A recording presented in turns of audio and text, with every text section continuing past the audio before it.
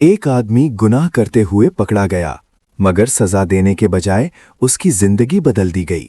दोस्तों, इंसान से गलती हो जाती है, मगर असल इम्तिहान ये होता है कि उस वक्त हम क्या करते हैं। ये वाक़या है उमर इब्नुल खत्ताब के दौर का। एक रात अमीरुल मोमिनीन उमर फारूक शहर का दौरा कर रहे थे ताकि देखें कि लोग किस हाल में हैं। चलते चलते उन्हें एक घर से आवाज आई। अंदर से गाना और शराब की महफिल चल रही थी। उमर फारूक का चेहरा सख्त हो गया। उन्होंने फौरन दीवार पर चढ़कर अंदर झांका। अंदर एक आदमी शराब पी रहा था और गुनाह में मशगूल था। उमर फारूक ने गुस्से में कहा, तुम अल्लाह की नाफरमानी कर रहे हो। वो आदमी घबरा गया, मगर फिर उसने एक अजीब जवाब दिया। उसने कहा, या अमीरुल मोमिनीन, अगर मैंने एक गुनाह किया है तो आपने 3 किए हैं। उमर फारूक हैरान रह गए। उन्होंने पूछा, वो कैसे? आदमी ने कहा, अल्लाह ने मना किया है कि किसी की जासूसी ना करो। आपने जासूसी की।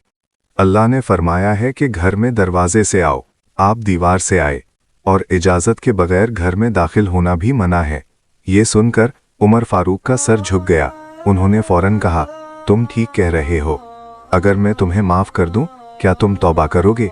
वो आदमी रो पड़ा और उसने कहा, जी, मैं तौबा करता हूँ। उमर फारूक वहाँ से चले गए। ना उसका नाम पूछा, ना उसकी बेइज्जती की।